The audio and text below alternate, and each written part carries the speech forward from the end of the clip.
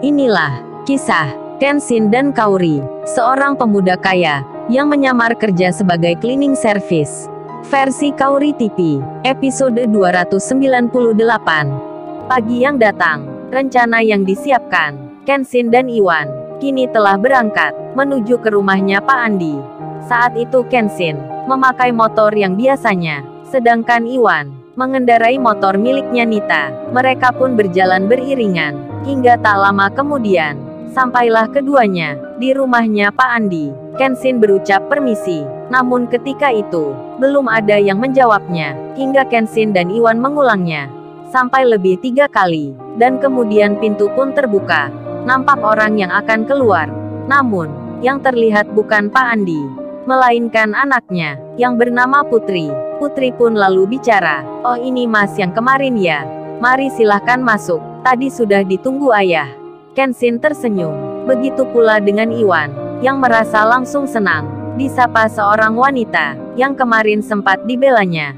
Kemudian Kenshin memarkir motornya di halaman rumah itu. Putri pun melihatnya, dalam hatinya bertanya, apa cowok ini ya yang punya handphone Apple itu?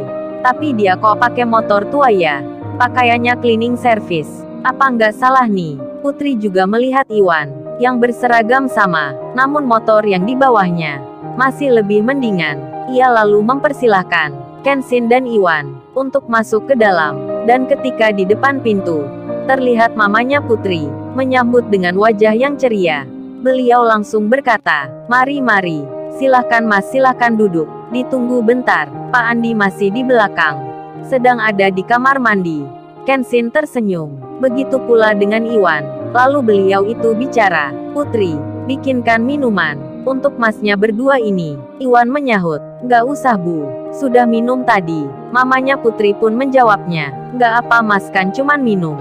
Masa tamu di sini hanya didiamkan saja, nggak ada jamuan. Jangan malu-malu, anggap aja rumah sendiri." Dan Putri berjalan ke dalam. Mamanya pun demikian. Tak lama kemudian, selang beberapa saat, mereka pun keluar dengan membawa hidangan. Sembari berkata, "Ini makan dulu ya Mas. Ibu sudah siapkan dari pagi." Pak Andi pun nampak di situ. Beliau juga bicara, "Ayo nggak apa dimakan dulu. Jangan malu-malu." Pak Andi tersenyum.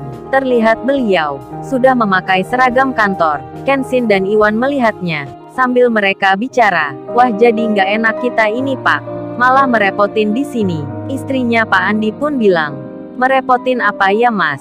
Ayo nggak apa, jangan malu-malu ya, dimakan saja. Ini sudah ibu masakin loh dari waktu subuh, masa nggak dicoba?" Putri pun juga bicara, "Iya Mas, kasihan ibu. Apa nggak enak ya menunya?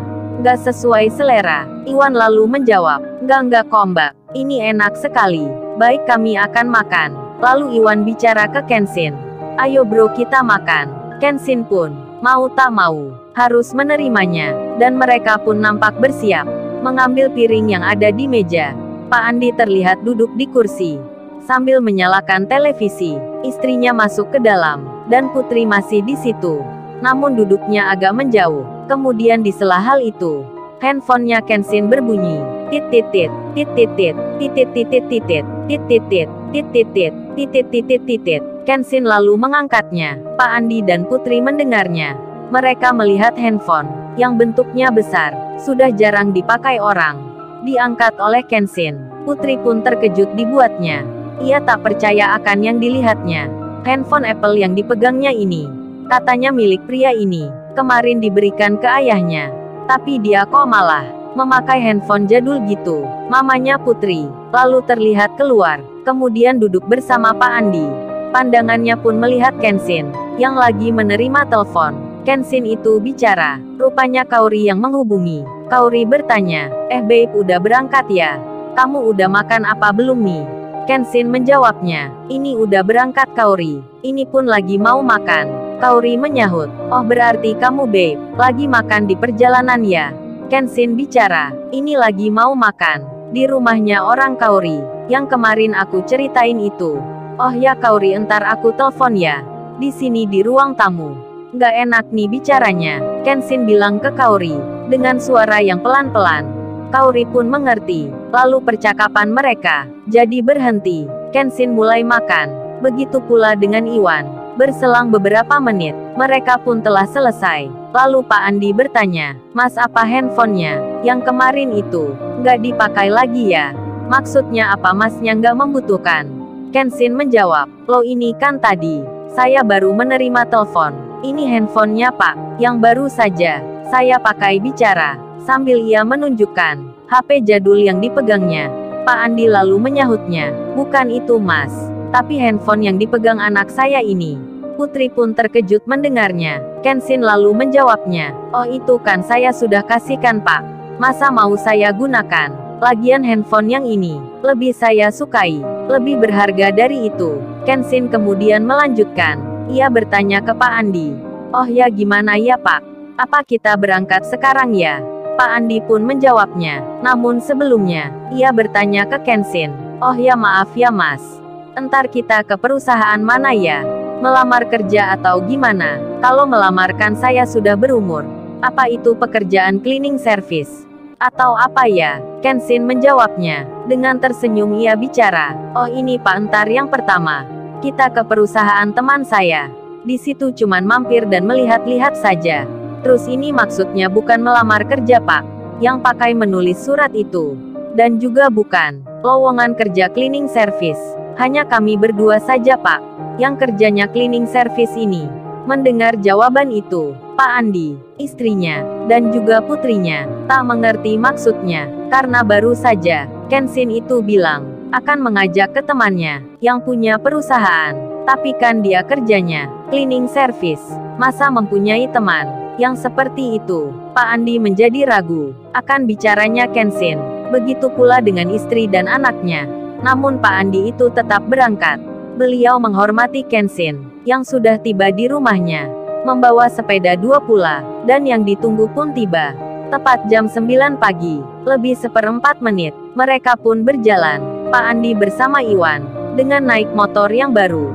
Sedangkan Kenshin mengendarai motor bututnya Iwan. Inilah detik-detik waktu di mana Kenshin akan bertemu Rena. Setelah sekian lama, mereka jarang berjumpa. Kenangan menabrak mobil mewah itu pun mungkin akan teringat kembali.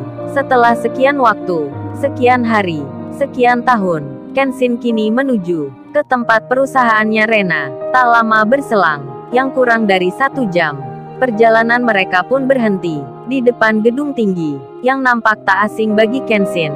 Pak Andi pun melihatnya. Segera saja ia turun dari motor itu. Iwan pun demikian. Lalu mereka mengikuti Kenshin, berjalan di belakangnya. Kenshin bertanya ke security. Security-nya pun ini sepertinya pegawai baru, hingga ia tak mengenal Kenshin. Seperti security yang lama, yang pernah menahan KTP-nya. Dan saat itu, Kenshin dipersilahkan masuk. Di halaman parkirnya, nampaklah mobil mewah miliknya si Rena, dan plat nomornya pun masih terlihat sama, tak ada yang berubah. Kenshin memarkir motornya di tempat yang tersedia, begitu pula dengan Iwan. Lalu mereka pun masuk ke dalam. Dikira oleh security itu, dan juga pegawai yang lainnya. Ketika melihat Kenshin dan Iwan yang berseragam cleaning service, mereka akan melamar kerja di sini.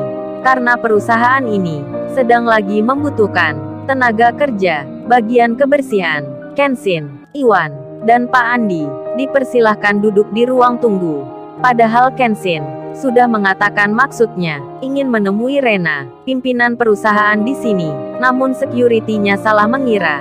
Dianggapnya yang dicarinya itu mungkin bagian pengurus kerja, hingga security memanggilkan seseorang yang bernama Mbak Kartika, bagian HRD di sini.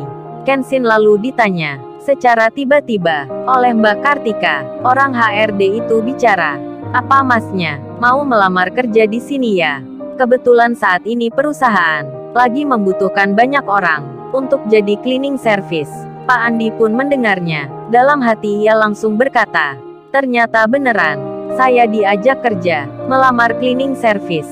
Belum sempat Kenshin menjawab, menjelaskan maksudnya, Mbak Kartika itu malah bertanya ke Pak Andi, "Terus bapaknya ini melamar kerja juga ya? Cleaning service atau security ya?"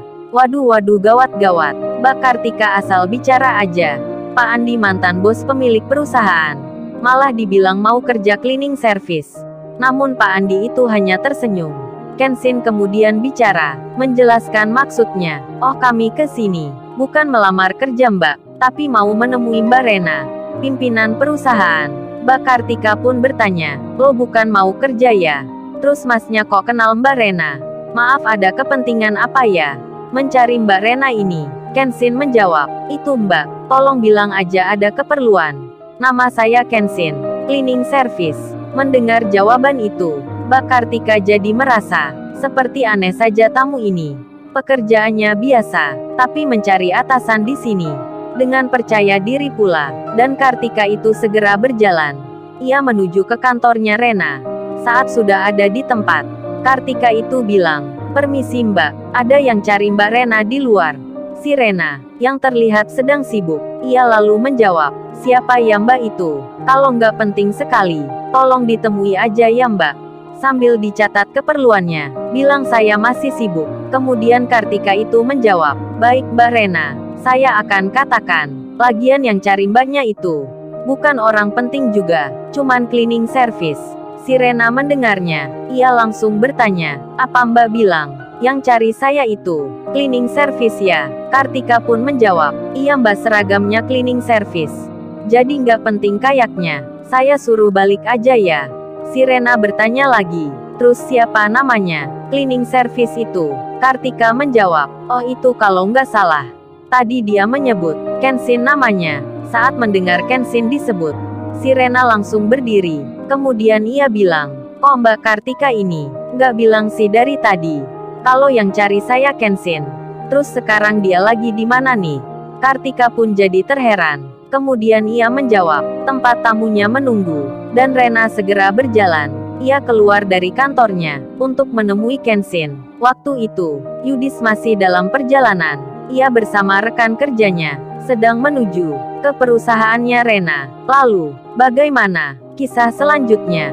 Subscribe channel ini untuk episode berikutnya. Terima kasih.